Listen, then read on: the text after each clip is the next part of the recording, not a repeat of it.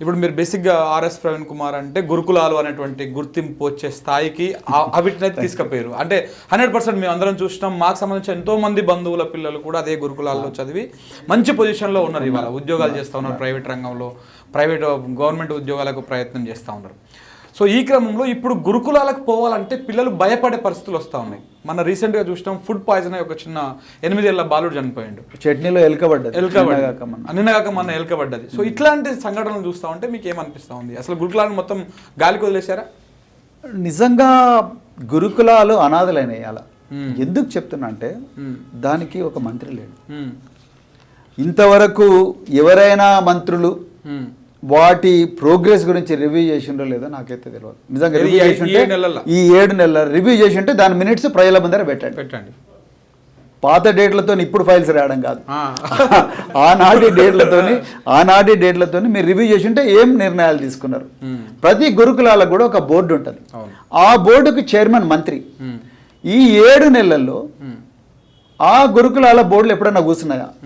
ఈ పిల్లల స్థితిగతుల గురించి ఆలోచించారా? ఇప్పటి వరకు దాదాపుగా 25 మంది పిల్లలు చచ్చిపోయారు. మీకు ఎంత ఘోరం అంటే ఒక చిన్న ఎగ్జాంపుల్ చెప్తా. భువనగిరిలో 2 పిల్లలు మధ్యాహ్నం 1 గంటకు సేమ్ టైం ఉరేసుకున్నారు అమ్మాయిలు. 2 పేద పిల్లలే, పేద బహుజన సామాజిక వర్గాల నుంచి వచ్చినారు. తల్లిదండ్రులు దాన్ని కలవడానికి పోతే వాళ్ళు దివ్యాంగులు, నడవడం కూడా చేతనే తెలియదు వాళ్ళకి, పేదలు. వాళ్ళ గురించి ఒక్కరోజు కూడా మాట్లాడలేదు ముఖ్యమంత్రి గారు. ఆయనే సంక్షేమ శాఖ మంత్రి, ఎందుకంటే మన తెలంగాణకు లేరు. అదే భువనగిరిలో ఉగాది నాడు ఒక శ్రీకాంత్ అనే విద్యార్థి ఉగాది నాడు ఫుడ్ పాయిజనింగ్ అయితే 9వ తారీఖు నాడు ఉగాది అండి, ఏప్రిల్ 9, 12వ తారీఖున వరకు కూడా అతనికి వాంతులు విరోచనాలు ఒక్కడు కూడా హాస్పిటల్ తీసుకపోలే. లాస్ట్కు పిల్లలందరూ కలిసి ప్రిన్సిపల్ దగ్గరికి పోయి, ప్రిన్సిపల్ కూడా లేడు, 6 రోజుల నుంచి ప్రిన్సిపల్ లేడు, పిల్లలందరూ కలిసి అతన్ని హాస్పిటల్ తీసుకపోతే అతను చావు బతుకులు ఉంటే అమ్మో మేము ఈ చచ్చిపోతే మన ఉద్యోగం పోద్దేమో అని చెప్పేసి రాత్రికి రాత్రి అతను తీసుకుపోయి రెయిన్బో హాస్పిటల్లో పెట్టి, చచ్చిపోయే వ్యక్తిని తీసుకుపోయి రెయిన్బో హాస్పిటల్లో పెట్టి 90/60 బీపీతో ఆ పిల్లగాడు లో బీపీతో చచ్చిపోయాడు. రైట్. అంటే నేను ఏమంటున్నా అంటే, నేను తర్వాత చాలామంది ఆత్మహత్యలు చేసుకున్నారు.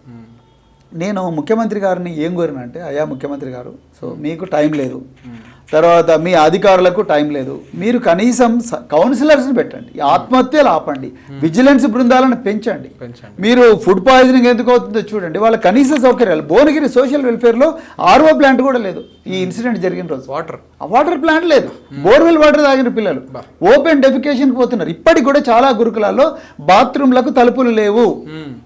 ఎందుకు తలుపులు లేవయ్యా అని చూస్తే, తలుపులు ఉంటే వీడు బాత్రూంలో స్నానం చేస్తాడు, బాత్రూంలో స్నానం చేస్తే నీళ్ళు ఎక్కించాల్సి వస్తుంది. ఓవర్ ట్యాంకులు నీళ్ళు ఎక్కిస్తే ఓవర్ ట్యాంకు మొత్తం ఒకటే రోజు కంప్లీట్ అయిపోతే, అందుకొరకు బయట ఒక ట్యాంక్ కట్టి దానికి ట్యాపులు పెట్టి మీరు ఓపెన్గా. అంటే ఇప్పుడు గురుకులాల్లో ఉన్న పిల్లలు రోజు స్నానం చేయట్లేరా? రోజు చేస్తారు, కొన్ని చోట్ల నీళ్లు లేని చోట చేయరు. అమ్మాయిలు ఇప్పటికి కూడా కొన్ని గురుకులాల్లో అమ్మాయిలు ఉదయం 3 గంటలకు లేచి స్నానాలు చేస్తారు. అబ్బా, ఇది పరిస్థితి. ఎందుకు నీళ్లు లేవు, నీళ్లు తీసుకొచ్చే ప్రయత్నం ఎవరు చేయట్లేదు. తల్లిదండ్రులు మాకు చెప్తున్నారు, ఇట్లా నా దగ్గర మెసేజెస్ ఉన్నాయి, వాళ్ళు పెట్టిన మెసేజెస్ అన్ని కూడా ఈ విధమైన. మా పిల్లలు 3 గంటలకు లేస్తున్నారు, కాలకృత్యాలు తీర్చుకోవడం కోసం మా బిడ్డలు 3 గంటలకు లేస్తున్నారు. అమ్మాయిలు చదువుతున్న స్కూల్లో తల్లిదండ్రులు నాకు మెసేజ్ చేశారు. మరి గురుకులాలు ఒకప్పుడు తెలంగాణకు తలమానికలైన గురుకులాలు, వరల్డ్ బ్యాంకులో స్టడీ అయిన గురుకులాలు, ఈ రోజు కూడా హార్వర్డ్ యూనివర్సిటీలో వీటి మీద మరి ఒక కేస్ స్టడీగా చెప్పబడుతున్న ఈ తెలంగాణ గురుకులాలు, ప్రపంచంలోనే నెంబర్ 1 యూనివర్సిటీ హార్వర్డ్ యూనివర్సిటీలో కేస్ స్టడీగా చెప్పబడుతున్న ఈ గురుకులాలు ఇవాళ విద్యార్థులు చాలా దయనీయమైన పరిస్థితిలో బతుకుతున్న పరిస్థితి. ఎందుకండి ఈ పరిస్థితి? ఎందుకు ఈ పరిస్థితి నాకు అర్థం. ఒకసారి చెప్పండి సార్. అంటే మీరు అప్పుడు కేసీఆర్ గారు ఉన్నప్పుడు మీరు ఆ శాఖకు సంబంధించి చూసుకున్నారు, హెచ్ఓడిగా ఉన్నారు. అంటే ఎలా ఉంటుండే ఫంక్షనింగ్, ఎలా ఉంటుండే కేసీఆర్ పర్యవేక్షణ ఎట్లా ఉంటుండే, మీ వర్క్ ఎట్లా ఉంటుండే? కేసీఆర్ గారు ఒక డైరెక్షన్ ఇచ్చేవాళ్ళండి. ఎట్లా ఉంటుండే? ఈ అద్భుతంగా ఉండాలి, మన తెలంగాణ పిల్లలు ప్రతి రంగంలో కూడా చాలా గొప్పగా ఉండాలి, నీకు ప్రపంచంలో ఎంత ఫ్రీడమ్ ఉందో అంత ఫ్రీడమ్ మీకు ఇస్తున్నాము, మీకు ఏమేమి డబ్బులు కావాలనో అవన్నీ కూడా మీరు చెప్పండి అని చెప్పి మా బడ్జెట్ను 1000 కోట్ల నుండి 8,000 కోట్ల దాకా తీసుకొచ్చారు. 8 రెట్లు, ఆల్మోస్ట్ 8 రెట్లు, 1000 నుంచి 8,000 కోట్ల బడ్జెట్ కూడా నేను హ్యాండిల్ చేసిన రోజులు ఉన్నాయి. ఆ విధంగా విద్యార్థులకు టీచర్ పోస్టులు, ఇప్పుడు అవుట్సోర్సింగ్ కాంట్రాక్ట్ కాదు, అవుట్సోర్సింగ్ కాంట్రాక్ట్ పర్మనెంట్గా టీచర్లను పెట్టాలి, అత్యంత అద్భుతమైన నైపుణ్యమైన టీచర్లు పెట్టాలని గురుకుల రిక్రూట్మెంట్ కూడా బోర్డు కూడా పెట్టించారు కేసీఆర్. ఇది TSPSC ద్వారా లేట్ అవుతుందని చెప్పేసి. సో ఆ విధంగా ఆ విధంగా అక్కడ మాకు చాలా ఫ్రీడమ్ ఉండేది, బడ్జెటరీ సపోర్ట్ ఉండేది. ఇప్పుడు గురుకుల టీచర్లు ట్రాన్స్ఫర్ కౌన్సిల్ కూడా రోడ్ల మీదకి వచ్చినారు నిన్న కాక మొన్న, బంజారాహిల్స్ రోడ్నే బట్టి అలా. మరి ఎక్కడ ఉన్నారు? బదిలీల మీద రోడ్లు ఎక్కుతున్నారు. అది విద్యార్థులు ఏమో స్కూళ్ళలో ఉన్నారు. ఇంటర్మీడియట్ స్టార్ట్ అయ్యి 1.5 నెల అయింది, ఇప్పటి వరకు కూడా చాలా చోట్ల కూడా లెక్చరర్లు లేరు. మరి ఇంటర్మీడియట్ విద్యార్థులు ఎట్లా చదువుతారు? ఇప్పుడు మీరున్న పొజిషన్లో అంటే మీరు అప్పుడు గురుకులాలకు ఏదైతే బాధ్యత నిర్వహించారో ఇప్పుడు ఆ బాధ్యత ఎవరు నిర్వహిస్తా ఉన్నారు? అధికారులు నిర్వహిస్తారు, కానీ అధికారులను తప్పనకూడదని, అధికారులను నిందించి లాభం లేదు.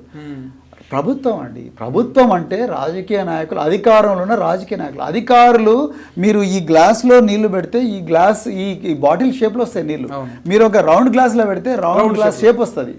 అధికారులు కూడా అంతే, అధికారులు వాటర్ లాంటి వాళ్ళు. మీరు ఏ షేప్లో పెడితే ఆ షేప్లో పనిచేస్తారు.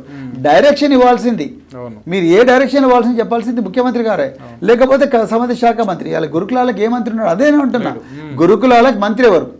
రెండోది, గురుకులాల మంత్రి ఉంటే ఆయన ఎన్ని బోర్డు మీటింగ్లో పాల్గొన్నాడు, ఏమేమి నిర్ణయాలు తీసుకున్నారు, ఎంత బడ్జెట్ పెంచిండ్రు. ఇలా మీరు చూడండి, మీరు పరేషాన్ అవుతారు. ఖైదీలకు ఇచ్చే తిండి కన్నా ఘోరమైన తిండి అలా గురుకులాలు దొరుకుతాం.